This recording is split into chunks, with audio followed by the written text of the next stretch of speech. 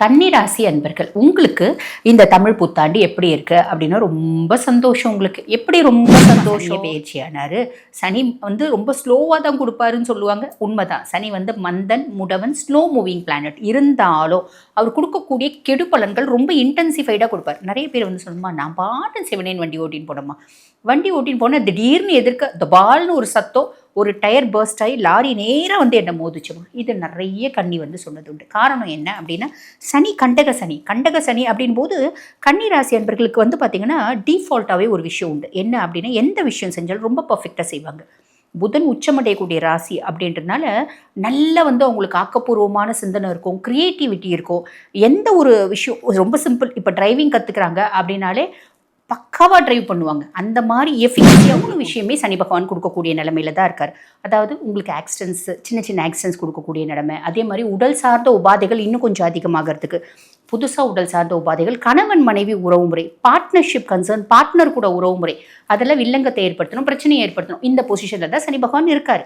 இருந்தவர் என்ன பண்ண போறாரு, 6ஆம் மாதம் வரைக்கும் தான் இந்த பொசிஷன்ல இருப்பார். 6ஆம் மாதத்துக்கு அப்புறம் என்ன, மிதுனத்துலேருந்து கடகத்துக்கு பயிற்சியாக போறாருமா. கடகத்துக்கு பயிற்சியாகி உச்சம் பெற்று அமர்றார். அவரோட உச்ச பார்வை சனி மேலே படியுது. சனி அப்படியே கப் சிப்புன்னு அமைதியாயிடுவான். பெருசாக உங்களை எப்படி கெடுக்கலாம்னு இந்த 3 ஆங்கிலையும் பல பிளான் அவர் போட்டு வச்சிருப்பார். எந்த பிளானையும் அவரால் பார்த்தீங்கன்னா ப்ராபகேட் பண்ண முடியாது. அவர் பாட்டு கம்முன்னு மூலையில் உட்காந்துருப்பார்.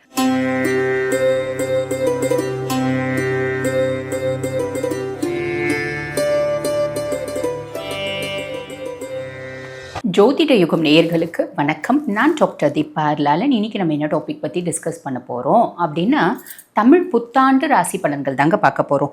என்னம்மா இங்கிலீஷ் புத்தாண்டு ராசி பலன்கள், தமிழ் புத்தாண்டு ராசி பலன்கள், மகர சங்கராந்தி ராசி பலன்கள் எதம்மா நாங்கள் எடுத்துக்கிறது அப்படின்னா, சமீப காலமாக தான் பார்த்திங்கன்னா இந்த ஜார்ஜியன் கேலண்டரை ஃபாலோ பண்ணுறாங்க. நம்ம 2025, 26, 27 இப்படியெல்லாம் பலன்கள் பார்க்குறோம். ஆனால் ரொம்ப தொன்று தொட்டு நம் முன்னோர்கள் கடைபிடித்தது என்ன அப்படின்னா, மகர சங்கராந்தி அன்னைக்கு சூரியன் மகர ராசியில் பிரவேசிக்கும் போது பார்த்திங்கன்னா அன்றைய தினம் மகர சங்கராந்தி அப்படி நம்ம வழிபாடு பண்ணுறோம் பார்த்தீங்களா. அன்றைய தினம் ஒரு புருஷன் எழுந்தருள்வா. அந்த புருஷனை வச்சு பலன்கள், மகர சங்கராந்தி புருஷனை வச்சு பலன்கள் அப்படின்றது கடைபிடித்தாங்க. அதே மாதிரி பார்த்திங்கன்னா தமிழ் புத்தாண்டு, அந்த தமிழ் புத்தாண்டை பொறுத்து பலன்கள் அப்படின்றத கடைபிடித்தாங்க. ஆக இந்த தமிழ் புத்தாண்டு பலன்கள் நம்ம தமிழ் புத்தாண்டு என்ன 2025, 26 நியூ இயர் 12 மணிக்கு நம்ம பட்டாசு வெடித்து கொண்டாடினாலும் தமிழ் புத்தாண்டப்ப சித்திரை கனி காணுதல் அப்படின்ற மாதிரி நம்ம பழக்கம் இருக்குதானே. அந்த மாதிரி தமிழ் புத்தாண்டு பொறுத்து நம்ம பலன்கள் இந்த வருஷம் முழுசும் எப்படி இருக்கோ அப்படின்னு நம்ம பஞ்சாங்கங்கள் கணிச்சிருக்காங்க. அந்த விதத்தில் இந்த வருடத்தை என்ன சொல்கிறாங்க அப்படின்னா, பராபவ வருடம் அப்படிங்கிறாங்க. அந்த பராபவ வருடத்தில் என்னென்ன மாதிரி நல்லது நடக்கும், என்னென்ன விஷயங்கள் முதல்ல நடக்கும் அப்படின்னா, மழை அதிகம் உண்டு. அதே மாதிரி பார்த்திங்கன்னா பசுப்பால் நாசம், பசுக்களுக்கு நோய் வரும்.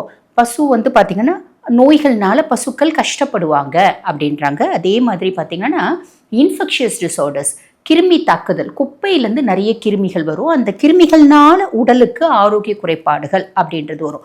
இந்த மாடர்ன் சிஸ்டம் மெடிசன்ஸ் பார்த்திங்கன்னா ரொம்ப அவங்களோட வளர்ச்சி, அந்த சிஸ்டம்னோட வளர்ச்சி கம்மியாகி ஆயுஷ், இந்த ஆயுர்வேதா, சித்தா, யுனானி, ஹோமியோபதி இந்த மெடிசன்ஸ்னுடைய ஒரு வளர்ச்சி அதிகமாகும்.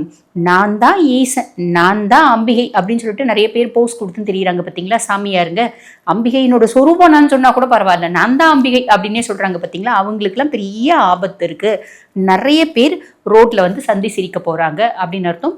அதே மாதிரி போர், யுத்தங்கள் தொடரும் எப்படின்றதும் இருக்குது. அப்போ இதுலேருந்து தப்பிக்கிறதுக்கு என்ன வழி அப்படின்னா, ஒவ்வொரு ராசியும் இந்த மாதிரி பல விஷயங்கள்லேருந்து தப்பிக்கிறதுக்கு பெண்களோட கை ஓங்கும்.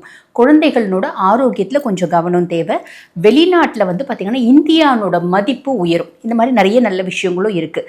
சரி, மலை சார்ந்த பிரதேசங்களில் அதிர்ச்சி, நிலநடுக்கம் வரத்துக்கான வாய்ப்பு உண்டு. சரி, நிறைய நல்ல விஷயமும் இருக்குது, இந்த மாதிரி சின்ன சின்ன விஷயங்களும் இருக்குது. ஆக நம்ம ஒவ்வொரு ராசி மக்களும் இந்த பிரச்சனைகள்லேருந்து தப்பிக்கிறதுக்கு என்ன பண்ணணும் அப்படின்றதும் நாங்கள் பார்த்திங்கன்னா இந்த பதிவினோட இறுதியில் வழிபாடு அப்படின்ற பேரில் சொல்லியிருப்போம். பொதுவாக எல்லாரும் என்ன பண்ணணும், உலக சேமத்திற்காக அப்படின் போது நம்ம விஷ்ணு சஹஸ்ரநாமம் தினம்தோறும் பாராயணம் பண்ணணும். அப்படி இல்லை நம்ம டேப் ரெக்கார்டரில் போட்டு வீட்டில் ஒலிக்க விடணும். இது நான் சொல்கிற பரிகாரம் கிடையாது. காஞ்சி மகாபிரியவா எப்பெல்லாம் பார்த்திங்கன்னா நாட்டில் பிரச்சனை எழுமோ அப்போ விஷ்ணு சஹஸ்ரநாமம் நம்ம ஒலிக்க விடணும் அப்படின்னு சொல்லியிருக்காரு. ஆக அந்த விஷயத்தை செய்யுங்க. ஆக நேரத்தை வீண் பண்ணாமல் சட்டுன்னு உங்கள் ராசிக்கு என்ன பலன்கள் அப்படின்றத பார்த்துடலாம். கன்னி ராசி அன்பர்கள், உங்களுக்கு இந்த தமிழ் புத்தாண்டு எப்படி இருக்கு அப்படின்னா ரொம்ப சந்தோஷம். உங்களுக்கு எப்படி ரொம்ப சந்தோஷம்? சனி பகவான் பெயர்ச்சியாகி சனி பகவான் கண்டக சனியாக உட்கார்ந்ததுலேருந்து நிறைய கன்னிராசி அன்பர்கள் ஜாதகம் பார்க்க வரும்போது இப்போதானம்மா சனியே பெயர்ச்சியானாரு, சனி ரொம்ப ஸ்லோவாக தான் கொடுப்பாருன்னு சொல்லுவாங்க. உண்மைதான். சனி மந்தன் முடவன் ஸ்லோ மூவிங் பிளானட் இருந்தாலும் அவர் கொடுக்கக்கூடிய கெடு பலன்கள் ரொம்ப இன்டென்சிஃபைடாக கொடுப்பார். நிறைய பேர் சொல்லுமா, நான் பாட்டு செவனேன் வண்டி ஓட்டின்னு போனோம்மா, வண்டி ஓட்டின்னு போனால் திடீர்னு எதிர்க்க தபால்னு ஒரு சத்தம், ஒரு டயர் பர்ஸ்ட் ஆகி லாரி நேராக என்னை மோதிச்சுமா. இது நிறைய கன்னி சொன்னது உண்டு. காரணம் என்ன அப்படின்னா சனி கண்டக சனி. கண்டக சனி அப்படின் போது கன்னி ராசி அன்பர்களுக்கு பார்த்தீங்கன்னா டிஃபால்ட்டாகவே ஒரு விஷயம் உண்டு. என்ன அப்படின்னா எந்த விஷயம் செஞ்சாலும் ரொம்ப பர்ஃபெக்டாக செய்வாங்க. புதன் உச்சமடையக்கூடிய ராசி அப்படின்றதுனால நல்ல அவங்களுக்கு ஆக்கப்பூர்வமான சிந்தனை இருக்கும், க்ரியேட்டிவிட்டி இருக்கும். எந்த ஒரு விஷயம் ரொம்ப சிம்பிள், இப்போ டிரைவிங் கற்றுக்குறாங்க அப்படின்னாலே பக்காவாக ட்ரைவ் பண்ணுவாங்க. அந்த மாதிரி எஃபிகசியாக உங்களுக்கு உண்டு.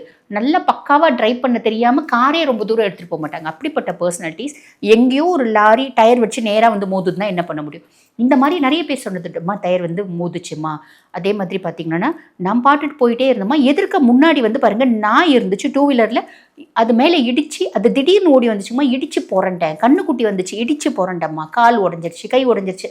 சனி பயிற்சியாகி உடனே இந்த மாதிரி கம்ப்ளைண்ட் சொன்னது உண்டு. அதே மாதிரி ஆல்ரெடி பாருங்கம்மா, எனக்கு உடல் சார்ந்த உபாதைகள் இருக்குது. உதாரணத்துக்கு இப்போ நிறைய பேர் சொன்னது என்ன அப்படின்னா, எங்களுக்கு டயபெட்டிஸ் இருந்துச்சு, பிபி இருந்துச்சு, திடீர்னு பார்த்தீங்கன்னா கிட்னி ப்ராப்ளம், உடம்பு வீக்கம் கொடுத்துச்சு, டாக்டர் கிட்ட போனோடனே கிட்னி ப்ராப்ளம் இருக்குன்னு சொல்கிறாங்கம்மா, டயாலிசிஸ் உடனே பண்ணணும்னு சொல்கிறாங்க.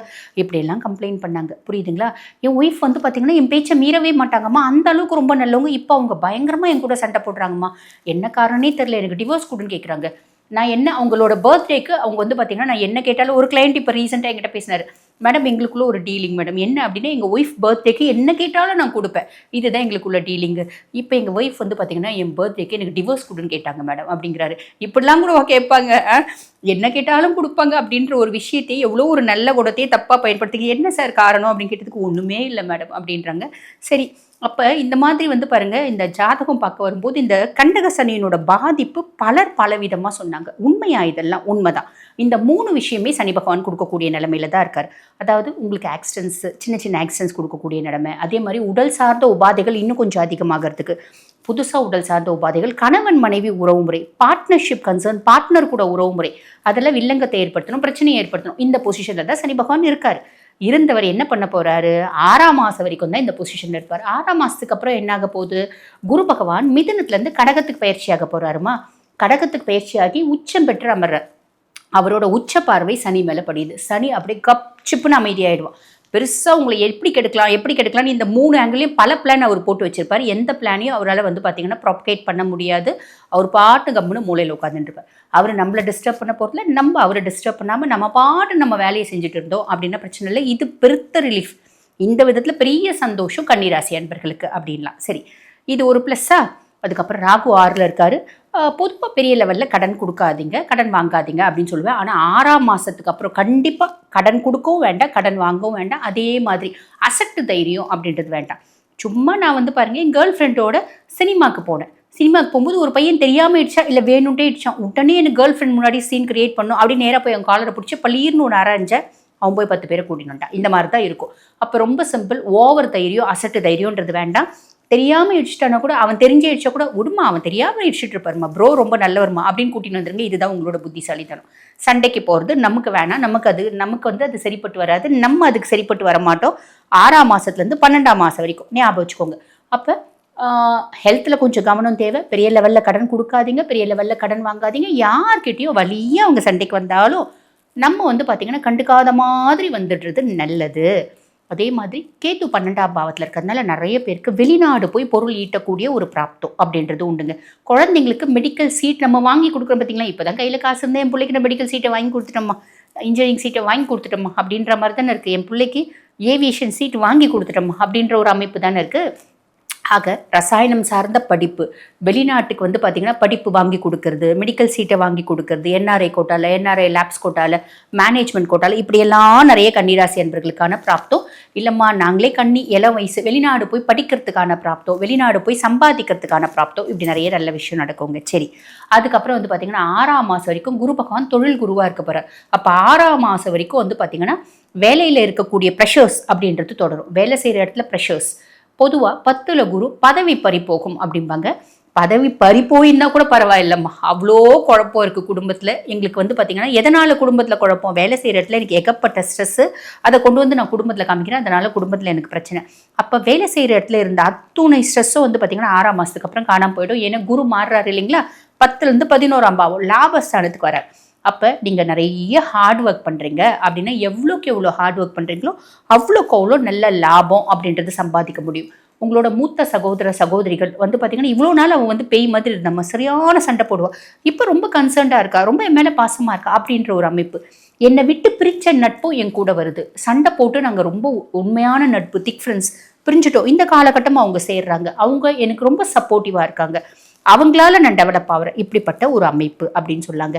இதெல்லாம் வந்து நீங்கள் சுயதொழில் வச்சு நடத்துகிறவங்களுக்கு சொன்னீங்கம்மா. நாங்கள் வந்து ஒரு இடத்துல வேலை செய்கிறோம், உங்களோட திறமை வந்து பார்த்திங்கன்னா உங்கள் ஹையர் அஃபிஷியல்ஸ்க்கு தெரிய ஆரம்பிக்கும், உங்களோட புத்திசாலித்தனம் மேம்படும், அதனால் கண்டிப்பாக உங்களுக்கு உயர்வு வேலை செய்கிற இடத்துல அப்படின்றது உண்டு.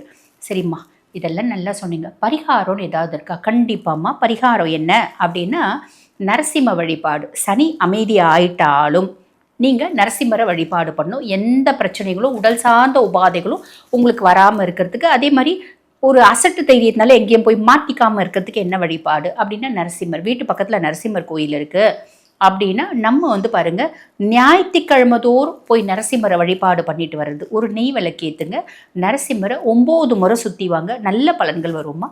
வாழ்த்துக்கள். இப்போ நான் சொன்னது வந்து பார்த்திங்கன்னா உங்கள் ராசிக்கான பொதுவான பலன்கள். எங்களோட சுய ஜாதகத்தில் எங்களுக்கு திருமணம் நடக்குமா நடக்காதா, வீடு கட்டலாமா கட்ட முடியாதா, இல்லை கட்டக்கூடிய சூழ்நிலை இருக்கா, இல்லை எங்களுக்கு வீடு சொந்த வீடு அப்படின்ற அமையறதுக்கான பாக்கியம் இருக்கா, இது தெரிஞ்சுக்கணும் அப்படின்னாலும், வீட்டில் இருக்க பிரச்சனைகள்லாம் எப்பங்க ஓயும் அப்படின்னு தெரிஞ்சுக்கினாலும், பிள்ளைங்களால் கடுமையான மன உளைச்சலுக்கு ஆளாகியிருக்க எங்கள் பிள்ளை எப்போ திருந்தும், இந்த மாதிரி பல கேள்விகள் உங்களுக்கு இருக்குது அப்படின்னா அதுக்கு தீர்வு உங்கள் சுய ஜாதகம் தாங்க.